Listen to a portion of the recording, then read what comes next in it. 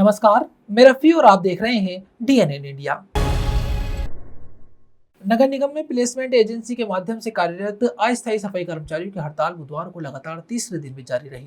अपनी विभिन्न मांगों को लेकर सफाई कर्मचारियों ने नगर निगम परिसर से कलेक्ट्रेट तक रैली निकालकर विरोध प्रदर्शन किया और प्रशासन के खिलाफ जमकर नारेबाजी की। अजमेर नगर निगम में प्लेसमेंट एजेंसी के माध्यम से कार्यरत करीब 2250 अस्थायी सफाई कर्मचारियों की हड़ताल बुधवार को लगातार तीसरे दिन भी जारी रही। अपनी विभिन्न मांगों को लेकर सफाई कर्मियों ने नगर निगम परिसर से कलेक्ट्रेट तक रैली निकालकर विरोध प्रदर्शन किया तथा प्रशासन के खिलाफ जमकर नारेबाजी की।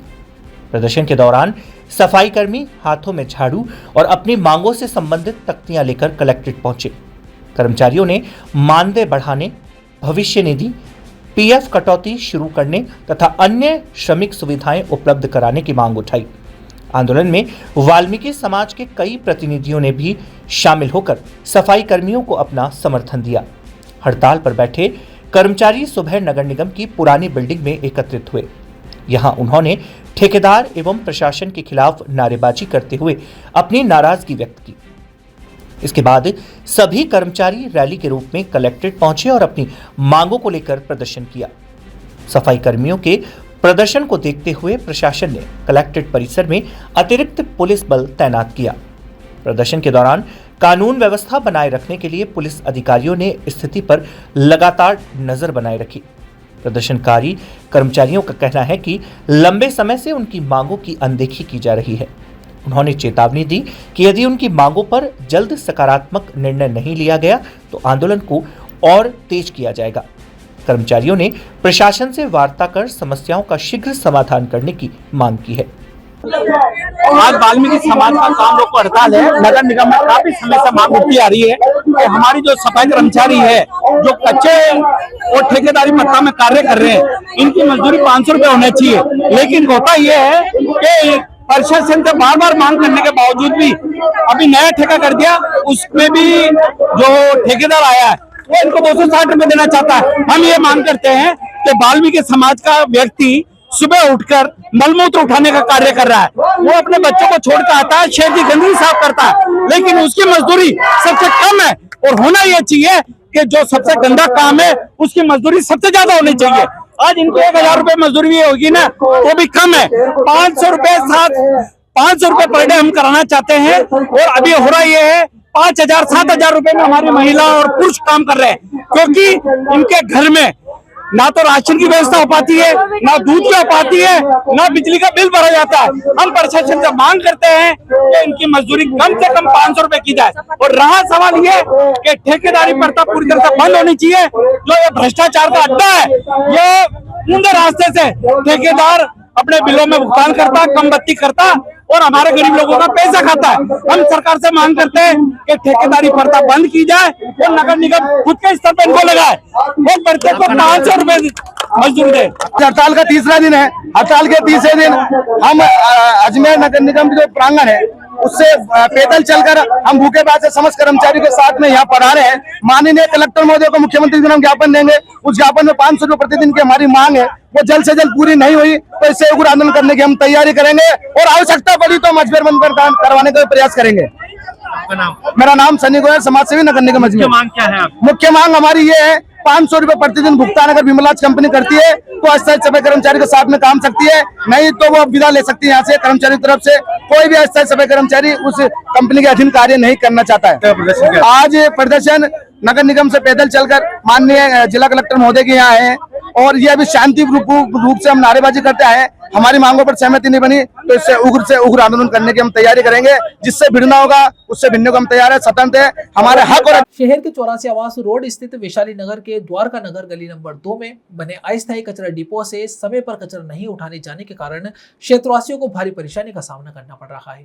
डिपो में कई दिनों तक कचरा जमा रहने से आसपास के इलाके में दुर्गंध फैल रही है, जिससे स्थानीय लोगों का घरों में रहना मुश्किल हो गया है। अजमेर शहर के 84 आवास रोड स्थित वैशाली नगर के द्वारका नगर गली नंबर 2 में बने अस्थायी कचरा डिपो से समय पर कचरा नहीं उठाए जाने के कारण क्षेत्रवासियों को भारी परेशानियों का सामना करना पड़ रहा है। डिपो में कई दिनों तक कचरा जमा रहने से आसपास के इलाके में दुर्गंध फैल रही है। जिससे स्थानीय लोगों का घरों में रहना तक मुश्किल हो गया है। क्षेत्रवासियों का कहना है कि कचरा डिपो से नियमित रूप से कचरा नहीं उठाया जा रहा। इसके चलते कचरे के ढेर लगातार बढ़ते जा रहे हैं और गर्मी के मौसम में स्थिति और गंभीर हो गई है।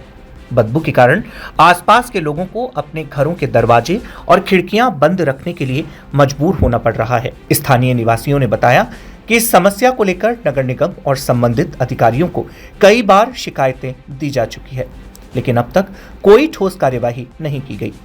लोगों का आरोप है कि शिकायतों के बाद भी कचरा उठाने की व्यवस्था में सुधार नहीं हुआ, जिससे उनकी परेशानी लगातार बढ़ती जा रही है। क्षेत्र के नागरिकों का कहना है कि प्रशासनिक उदासीनता के कारण उन्हें रोजाना गंदगी और दुर्गंध के बीच जीवन यापन करना पड़ रहा है। स्थानीय लोगों के अनुसार कचरे के ढेर से उठने वाली दुर्गंध के अलावा मच्छरों और मक्खियों की संख्या भी लगातार बढ़ गई है।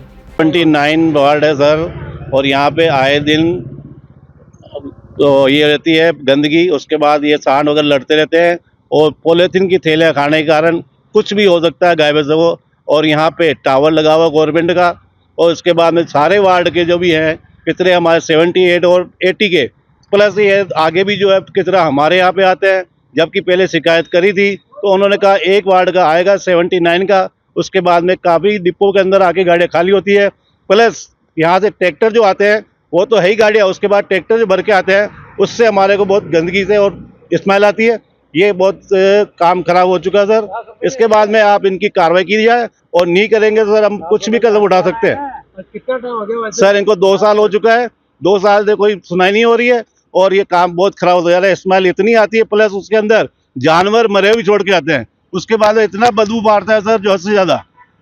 ये समस्या हमारे सामने उठ रही है जी।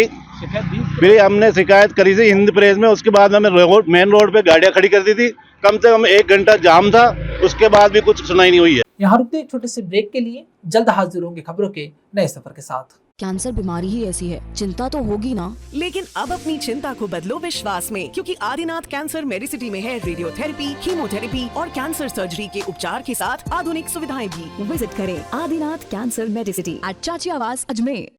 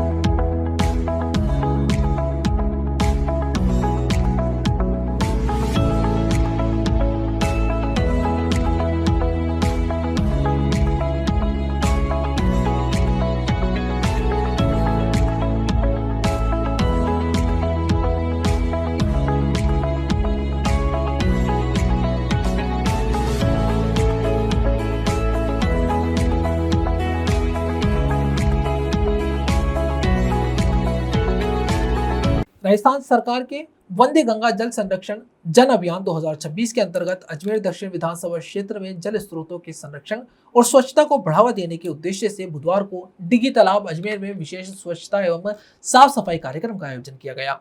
राजस्थान सरकार के वंदे गंगा जल संरक्षण अभियान 2026 के अंतर्गत अजमेर दक्षिण विधानसभा क्षेत्र में जल स्रोतों के संरक्षण और स्वच्छता को बढ़ावा देने के उद्देश्य से बुधवार को डिग्गी तालाब अजमेर में विशेष स्वच्छता एवं साफ सफाई कार्यक्रम का आयोजन किया गया।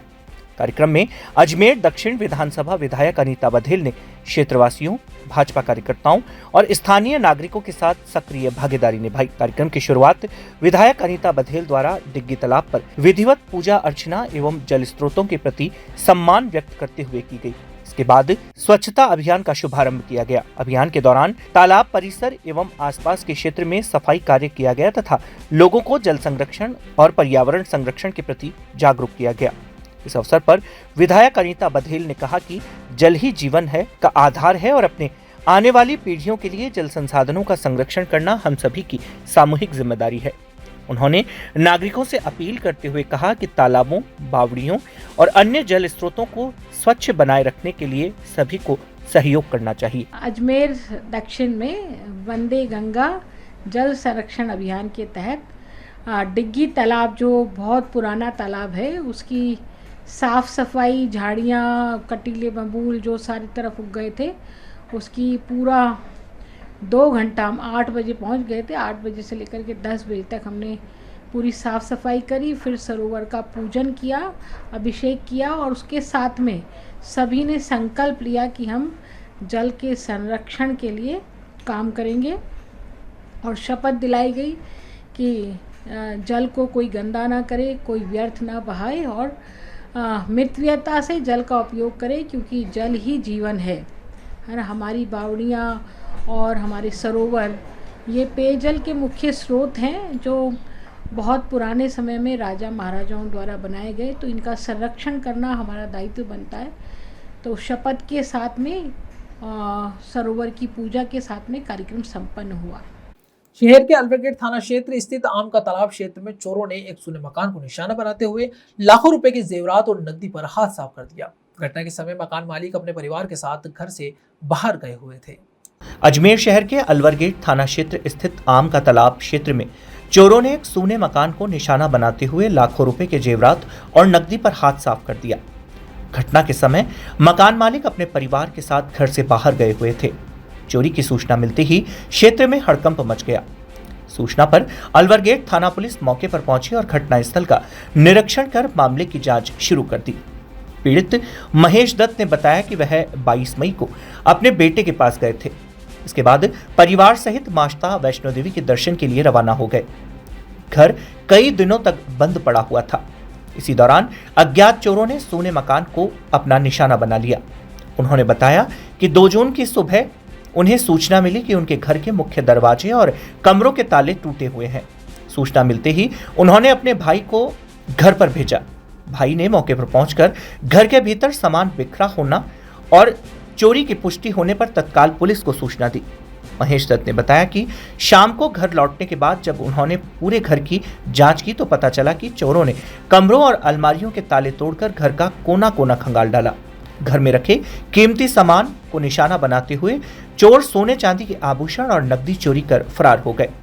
चोरी हुए सामान में 1 सोने की चैन, 2 सोने की अंगूठियां, 1 जोड़ी चांदी की पायजेब, चांदी का दीपक तथा करीब 20 से 25 हजार रुपए की नकदी शामिल है।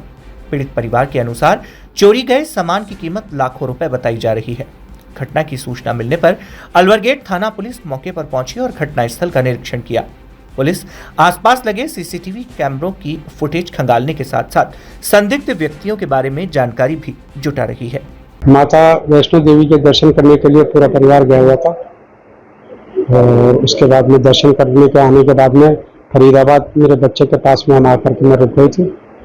कल सुबह 6:30 बजे के आसपास हमें मालूम पड़ा कि यहाँ पर आकर के मैं ताले टूटे हुए हैं, सब कुछ है। उन्होंने बाद में दिलीप जी सामने, हमारे बिल्कुल सामने रहते हैं, उनके द्वारा फिर हमने उनके पास एक चाबी थी बाहर की, जिसके अंदर से ये पेड़ पौधों को पानी वगैरह देते थे, वो खाली बस उसके लिए। बाकी का फिर उन्होंने बोला वो तो सब ताले खुले हुए हैं, सब कुछ है। उन्होंने फिर अंदर आकर के देखा तो वो सारा सामान बिखरा हुआ पड़ा हुआ था, सब कुछ चला गया था। इसमें घर पर कोई भी नहीं था सर।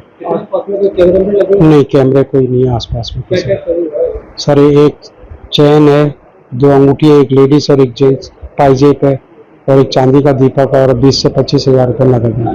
कितनी तारीख की घटना है? ये परसों रात की है सर, परसों रात की है।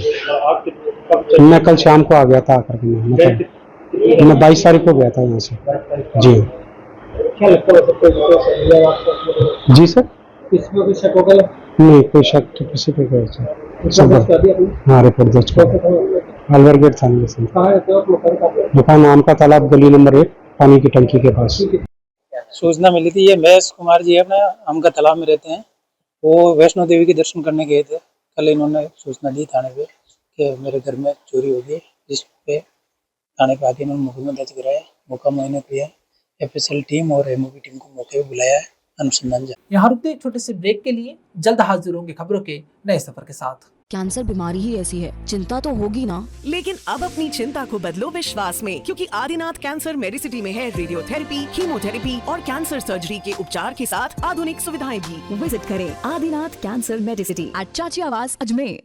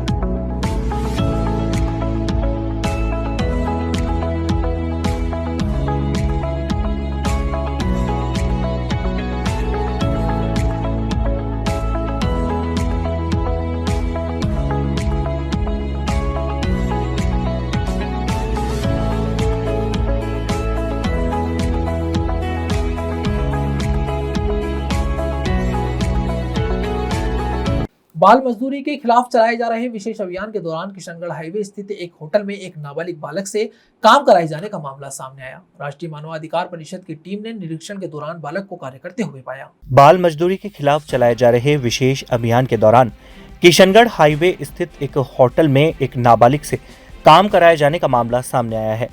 राष्ट्रीय मानवाधिकार परिषद की टीम ने निरीक्षण के दौरान बालक को कार्य करते हुए पाया। संस्थान ने मौके पर प्रारंभिक जांच कर फोटो और वीडियो के साक्ष्य एकत्रित किए तथा मामले में संबंधित विभाग से संयुक्त कार्यवाही की मांग की है। राष्ट्रीय मानवाधिकार परिषद के राष्ट्रीय महासचिव उदित नारायण ने कहा कि नाबालिग बच्चों से श्रम कराना बाल एवं किशोर श्रम निषेध एवं विनियमन अधिनियम 1986 तथा किशोर न्याय अधिनियम 2005 का उल्लंघन है। संस्था ने दोषियों के खिलाफ सख्त कार्यवाही की मांग की है।